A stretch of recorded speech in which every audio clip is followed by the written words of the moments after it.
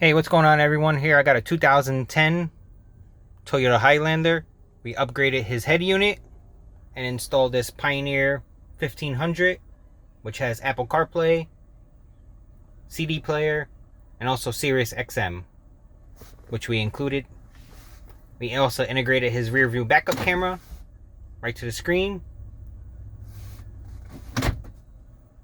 Integrated his steering wheel controls, volume up, volume down, track forward, back, also work.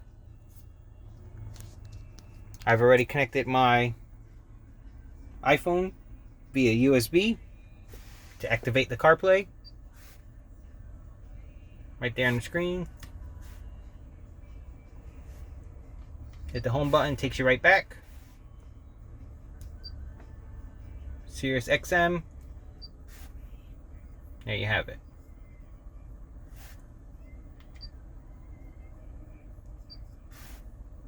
Thank you guys for watching.